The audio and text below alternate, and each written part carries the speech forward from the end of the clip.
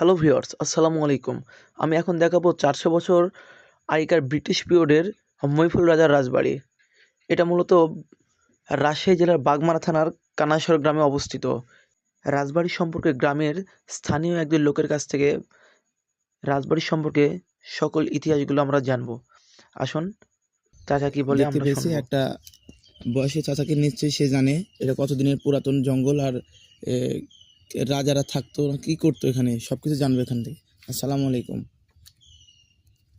বাবা, বলেন দেখি এটা কত দিনের পুরাতন, এটা কি এ এটা সম্পর্কে? ব্রিটিশেরও আগেকার, কতদিন আগেকার সেটা বলে পারবো না। আর আমরা যখন থেকে হয়নি দেখেছি তখন এখানে শ্মশানঘাট, ওই দক্ষিণ পুকুরে ভিটা মানে জঙ্গলের দক্ষিণের ধারে পুকুরের ধারে মরা পোড়ার।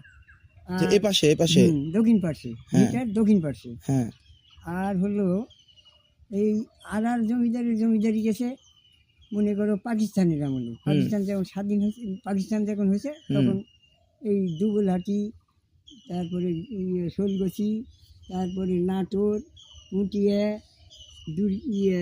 তালন্দ, এইসবগুলো আমার এই দেখা বয়সে রাজত্বে চলে গেছে। যাওয়ার পরে এখন ওগুলো সরকারের দখলে, এই জানি আমরা। ও, এখানে তো আগে রাজা থাকতো।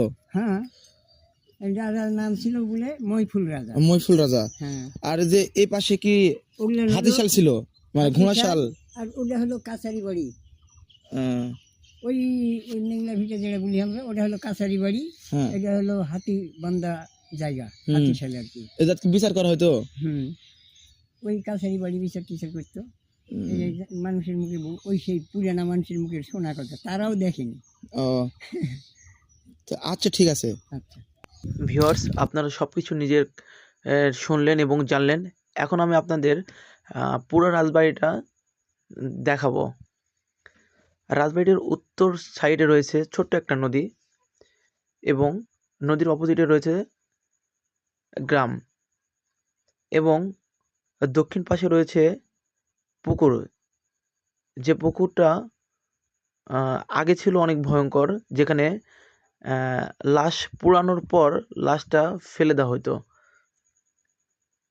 এটা জঙ্গল, এখানে প্রায় ৪০০-র মতো খেজুরের গাছ রয়েছে এবং রাজবাড়িটির সাইড দিয়ে এক পাশ দিয়ে রাস্তা, যে রাস্তা দিয়ে মানুষ চলাচল করে। এক গ্রামের মানুষ এক প্রান্ত থেকে আরেক প্রান্ত যেত।